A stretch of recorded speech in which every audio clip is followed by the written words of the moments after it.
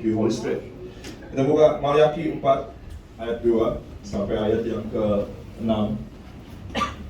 Mungkin saya akan coba khotbah yang itu minggu depan.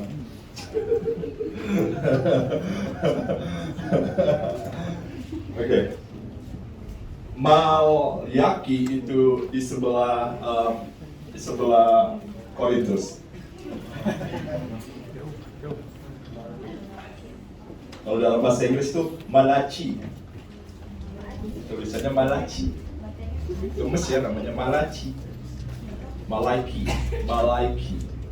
Maleaki. Malaiki. Maleaki. Malachi? In English, Malachi. I was like, what? Malachi. Maleaki. Oke. Saya akan baca ayat dari ayat 2. Oke, get it? Tapi kamu yang takut akan namaku, bagimu akan terbit surya kebenaran dengan kesembuhan pada sayapnya. Kamu akan keluar dan berjingkrak-jingkrak seperti anak lembu lepas kandang. Wow.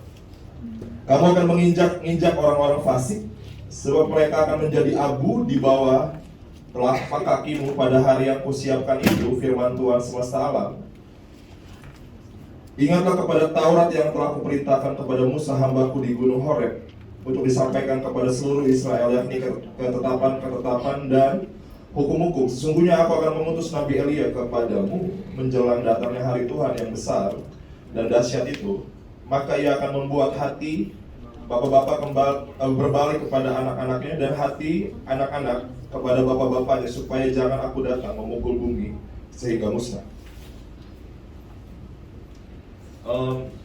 Saya percaya ini adalah nubuatan tentang hari-hari terakhir.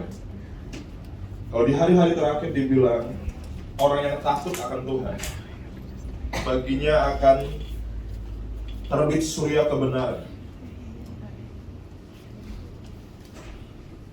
Apa artinya itu? Kamu tahu apa artinya matahari? Matahari adalah sumber kehidupan bagi pohon. Matahari, kalau pohon nggak disinari matahari, apakah dia bisa hidup? Yang anak IPA, kamu tahu ini ya? Tahu. Itu mustahil banget kalau ada pohon yang nggak kena matahari dia bisa hidup. Oke? Nah, pada hari-hari terakhir Tuhan bilang gini, orang-orang yang takut akan Tuhan, bagi dia akan bersinar surya kebenaran. Apa artinya? Surya kebenaran itu merujuk kepada sumber, yaitu Yesus. Dan di hari-hari terakhir, anak-anak Tuhan akan bersinar sekali. Tapi orang lihat kamu, mereka seperti lihat Yesus. Gereja Tuhan di hari-hari terakhir, saya percaya banget, Yesus akan makin nampak atas umatnya. Yesus akan makin real atas umatnya. Sebelum Tuhan datang yang kedua kali, saya percaya ada kebangunan rohani yang besar, di mana anak-anak Tuhan membawa radiasi Yesus Kristus.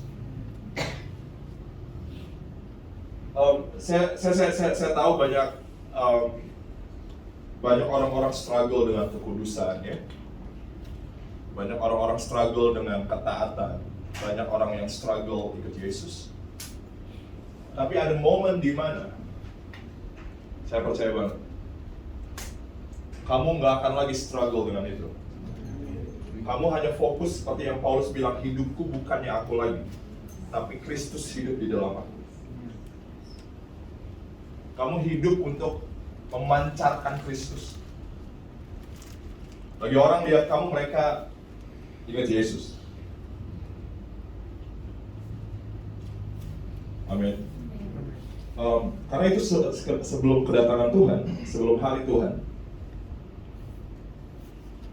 dengan kesembuhan pada sayapnya. Oke, yang pertama, gereja Tuhan akan bersinar, meradiasikan Yesus Kristus sebagai sumber. Karena dunia ini hari-hari ini menurut saya, dunia bersuara gini, sumber bukan lagi Tuhan, tapi yang lain. Dunia buat entertainment sebagai sumber dari kebahagiaan.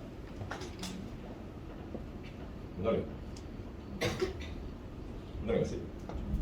Dan dunia buat itu. Dunia buat seks sebagai sumber dari keintiman. Banyak orang jatuh bangun dalam dosa seks atau pornografi. Sebenarnya yang kamu rindu bukan seksnya itu sendiri, tapi intimacy in your heart. Intim.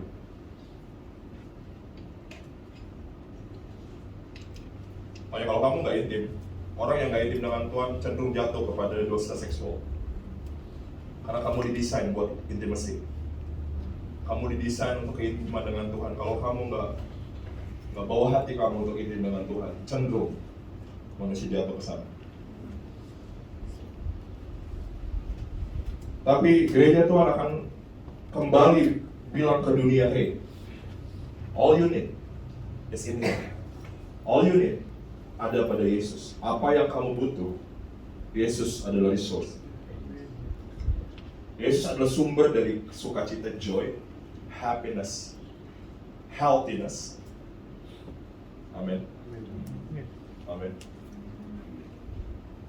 Saya percaya dengan obat-obatan, tapi saya nggak percaya obat-obatan adalah sumber kesehatan saya.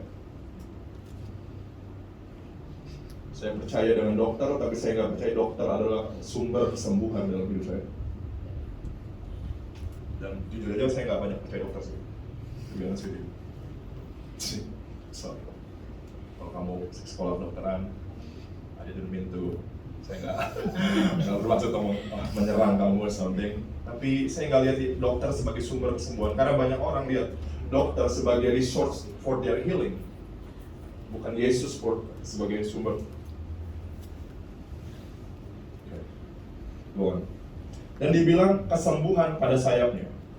Jadi pertama, jadi sebelum Tuhan datang kedua kali, gereja akan bersinar membawa radiasi Kristus.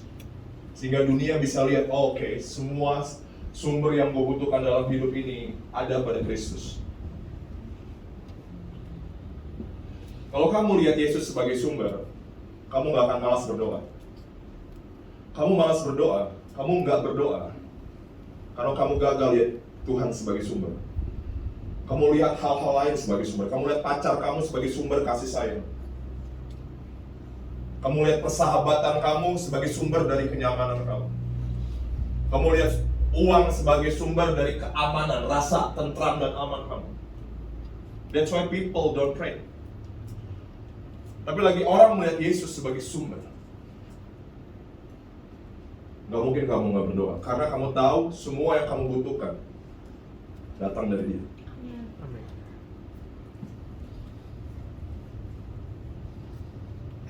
Akan ada restorasi bukan cuma buat dunia, tapi buat gereja sendiri. Karena gereja sendiri udah gak lihat Yesus sebagai sumber. Gereja pikir entertainment, musik yang bagus, gedung yang megah bisa buat orang mengenal Tuhan. Tapi yang dibutuhkan orang-orang cuma satu, hadirat Tuhan, the presence of God. Hadirat Tuhan. Kita nggak bisa substitute hadirat Tuhan dengan semua yang lahiriah.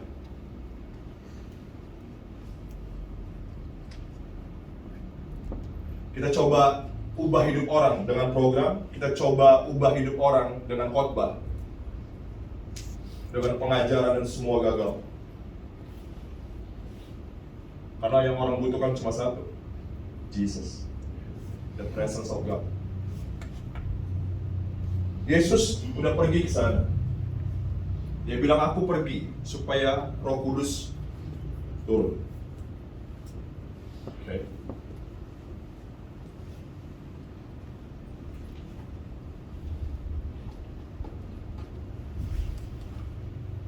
Kamu butuh Roh Kudus lebih dari apapun dalam hidup kamu. dan kesembuhan pada sayapnya. Ciri kedua dari gereja Tuhan sebelum Tuhan datang adalah pemulihan. Katakan pemulihan. Pemulihan. Katakan kesembuhan. Kesembuhan.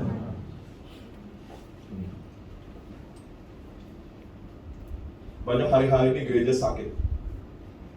Anak-anak Tuhan sakit. Bukan cuma secara fisik, tapi juga secara jiwa dan juga bahkan roh. Banyak orang yang sakit. Tapi Tuhan janji di sebelum Tuhan datang akan ada kesembuhan pada sayapnya. Anak-anak Tuhan akan mengalami pemulihan, kesembuhan dalam banyak area. Kata sayap adalah kekuatan untuk terbang. Amin. Sayap dipakai buat apa? Untuk berangkat dari satu tempat ke tempat yang lain. Saat sayap terluka, orang nggak bisa kemana-mana. Atau burung atau apapun, whatever it is, nggak bisa kemana-mana. Dia nggak bisa gerak, dia nggak bisa pergi. Tidak. Nggak tahu, saya ngalir aja dengan Holy Spirit apa yang Roh Kudus mau ngomong. Ini ada aneh. Banyak anak-anak Tuhan, orang-orang Kristen, gereja Tuhan, nggak kemana-mana karena terluka. Kita didesain untuk seperti burung Raja Wali, itu yang saya bilang, supaya lagi ada badai kamu bisa terbang atasi badai. Tapi bagaimana mungkin kamu bisa atasi badai kalau kamu terluka? Dan Tuhan spesifik bilang sama saya tahun ini, kalau tahun ini, this is the year of Sozo. Ini adalah tahun Sozo.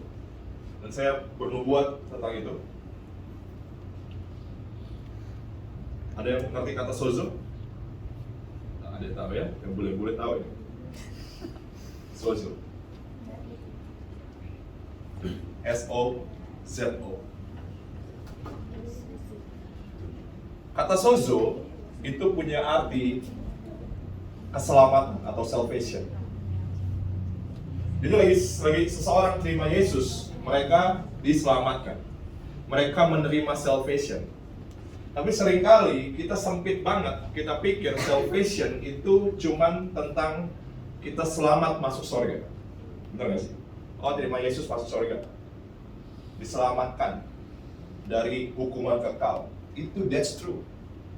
Tapi dalam bahasa aslinya, keselamatan itu disebut sozo, yang punya tiga akar kata, 3 roots. Yang pertama, itu tentang diampuni, forgiveness. Yang kedua, itu bicara tentang dilepaskan, dibebaskan. Terus yang ketiga, itu disembuhkan atau dipulihkan. Jadi lagi seseorang terima Yesus Kristus, kamu bukan cuma terima darah Yesus terus masuk surga doang, no. Kamu dibebaskan, harusnya ya. Kamu dibebaskan dari semua ikatan, terus kamu dipulihkan dari trauma, dari anything, dari semua yang berhubungan dengan masa lalu kamu. Dari luka hati, dari apapun. Itu satu paket. Dan saya percaya banget, tahun ini akan banyak orang dipulihkan. Amin. Karena Tuhan lagi bangkitkan satu tentara Tuhan. Kita nggak bisa berperang dengan tentara yang terluka. Tuhan lagi restore, Tuhan lagi pulihkan kamu yang terluka. Tuhan lagi bebaskan kamu yang terikat. Amin. Amin. Saya percaya banget Tuhan lagi kembalikan pelayanan pelepasan atas gereja Tuhan. Tanda-tanda ini yang akan menyertai orang percaya, dibilang apa? Kamu akan mengusir setan. Markus bilang gini, kamu akan berbahasa-bahasa baru. Kamu akan mengusir setan-setan. Kamu akan menumpangkan tangan atas orang sakit dan orang sakit sembuh. Itu tanda-tanda orang percaya. Masalahnya kita udah nggak lihat itu lagi di gereja hari ini. Udah nggak ada spirit yang diusir, nggak banyak juga sakit yang disembuhkan. Tapi di hari-hari terakhir Tuhan bilang sebelum Dia datang, gereja akan bergerak dalam healing, dalam restoration, dalam deliverance. Banyak tanda tentang kedatangan Tuhan yang buruk-buruk, perang lah, inilah ya. Kita tahu semua kayaknya itu. Kayak gempa Tuhan udah datang. Iya, Alkitab memang jelasin ada tanda-tanda yang kelihatannya terrifying atau mengerikan sebelum Tuhan datang. Yes, I do believe that. Tapi juga ada tanda-tanda yang powerful yang Tuhan nyatakan di Alkitab sebelum Dia datang. Bukan cuma perang doang. Oh, perang gitu.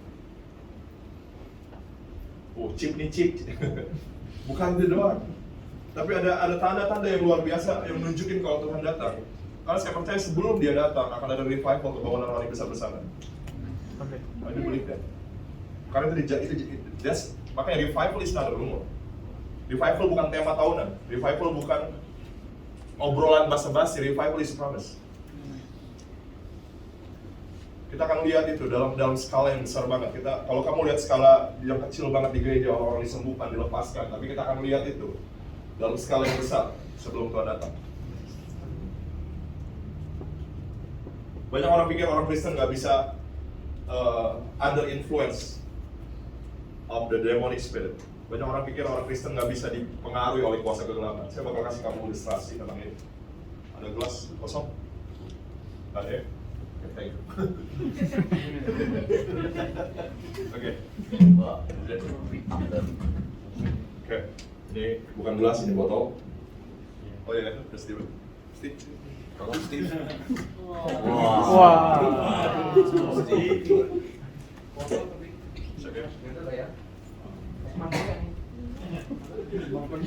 Ini gelas. Saya mau bilang kalau anak Tuhan udah nggak bisa lagi kerasukan.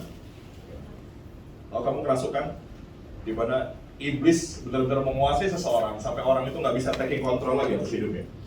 Itu bisa terjadi sama orang dunia, tapi nggak bisa terjadi sama kamu.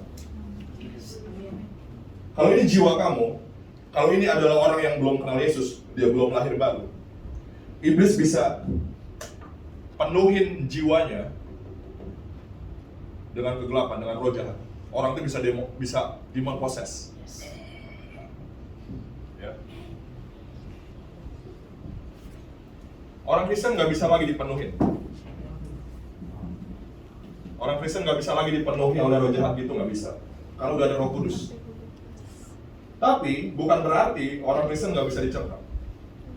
Kamu nggak bisa, mungkin kamu nggak dipenuhi oleh kegelapan, oleh roh jahat, tapi kamu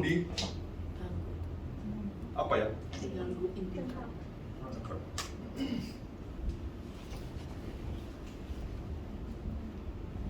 Melayani orang yang kerasukan dengan melayani orang yang dicengkram oleh kuasa kegelapan adalah dua hal yang berbeda. Dan banyak orang Kristen nggak sadar jiwanya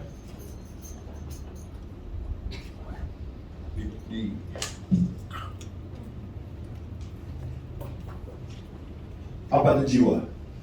Pikiran, perasaan, kehendak. Pikiran, perasaan,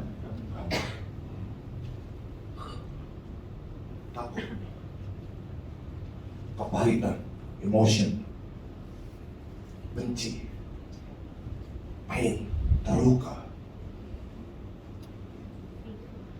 anger, kemarahan.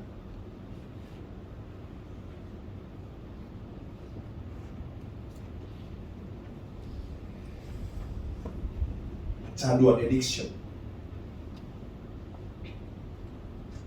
Kamu dicengkeram. That's why even orang Kristen, kalau kamu merasa itu kamu, you need to be delivered.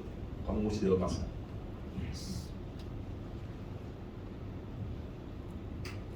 Ngerti ini? Banyak orang Kristen mikir, setan gak bisa sentuh gue lagi. Tapi hidup kamu, semua dilihat dari buahnya. Kalau kamu bilang nih, iblis gak bisa pegang kamu, cengkram kamu. Tapi kalau hidup kamu selaras dengan apa yang iblis suka, jangan-jangan kamu dicengkram. Amin. Tapi saya percaya banget, sebelum Tuhan datang, gereja akan dipulihkan, dilepaskan. Orang-orang akan free. Yes. Orang-orang akan mencintai Tuhan dengan bebas. Nggak ada hambatan. Sampai kamu yang kayak mau doa, tiba-tiba nggak mau, nggak mau. Pernah ngalamin itu? Kalau kamu struggle banget, hampir tiap hari kamu kayak gitu, jangan-jangan kamu under the influence dari kegelapan tanpa kamu sadar.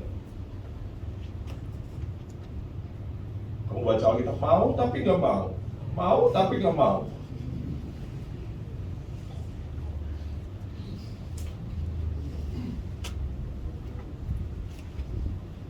Amin. Itu baru pertama ya, itu baru pertama.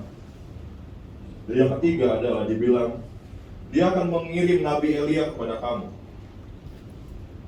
Dan dibilang apa? Bapak-bapak akan berbalik kepada anak-anak, dan anak-anak kepada bapak-bapak.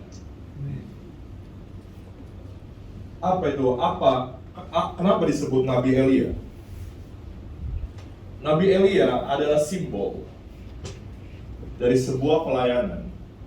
Yang pertama, dia membawa pertobatan kepada satu bangsa. Pertama dia turunkan api. Jadi kalau kamu lihat Elia, ada kisah Nabi Elia, ada 3 hal yang syarat, 4 bahkan. Yang pertama, dia bawa turun api dari langit. Dia mendatangkan api dari langit ke atas korban. Oke. Terus dia berdoa, bangsa Israel kekeringan, dia doa turun hujan. Itu artinya blessing. Api itu bicara Holy Spirit. Ya. Yang ketiga, dia penggal 350 Nabi Baal. 450, 350 bisa lupa. Dia itu pelayanan Elia bicara tentang spiritual warfare. Api langit, turun api dari langit, pencurahan Roh Kudus, hujan juga Roh Kudus, tapi sifatnya beda. Yang ketiga, apa? Dia tebas ratusan Nabi Baal, spiritual warfare. Bahkan dia diserang balik ya sama Isabel Spirit. Yang keempat, dia buat satu bangsa Israel bertobat. Kau bayangin gereja berjalan dalam pengurapan Elia kayak gitu. Gereja bawa api turun dari langit, api surgawi, Holy Spirit fire. Maka saya percaya di akhir zaman pelayanan gereja harusnya bawa api turun dari langit. Orang-orang yang suam-suam kuku, dingin hatinya ke Tuhan. Lagi dia berjumpa dengan gereja, kebakar, burn by the fire. Api Roh Kudus bukan hanya buat kamu bersemangat ikut Tuhan atau bernyala-nyala, tapi juga api itu membakar semua yang nggak kudus di kamu. Karena itu holy fire. Api kudus membakar semua yang nggak kudus. Desire kamu tiba-tiba berubah. Kalau kamu masih kecanduan dengan rokok, dengan apa semua, jangan-jangan kamu belum benar-benar terbakar. Amin. Lagi bangsa Israel kekeringan, Elia berdoa buat hujan dan hujan turun. Itu artinya apa?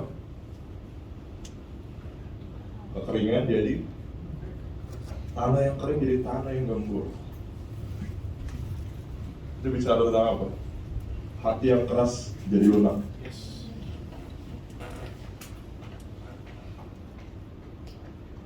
Saya akan lihat, saya percaya saya akan hari-hari ke depan saya akan lihat banyak orang yang mengeraskan hati akan Yesus akan dilembutkan hati. I do believe that. Dan gereja di akhir zaman dibilang mereka akan main dengan Elia, dia akan kirim Elia, the anointing of Elia. Itu bicara tentang peperangan rohani, dia akan tebas ratusan Nabi Baal, itu simbol dari kegelapan. Kegelapan akan diruntuhkan di hari-hari terakhir. Iblis akan dipermalukan. Hari-hari yang terakhir ini sangat bersemangat sekali. Ini hari yang penuh dengan peperangan. Kamu tahu nggak? Detik kamu terima Yesus Kristus, kamu didesain buat berperang. Detik kamu terima Yesus Kristus, detik kamu lahir baru, Kamu didesain untuk warfare.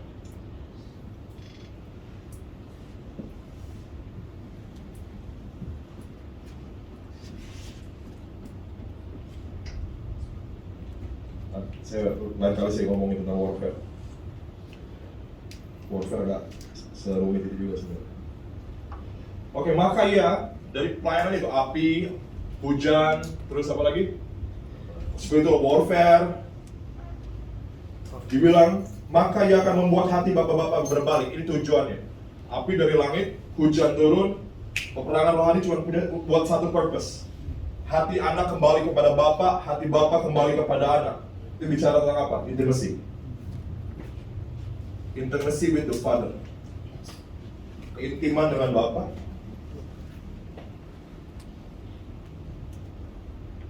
Hanya punya satu tujuan, intimacy. Yang pertama tadi apa? Pemulihan. Semua itu hanya untuk satu goal. Hati anak kembali kepada Bapa dan hati Bapa kembali kepada anak.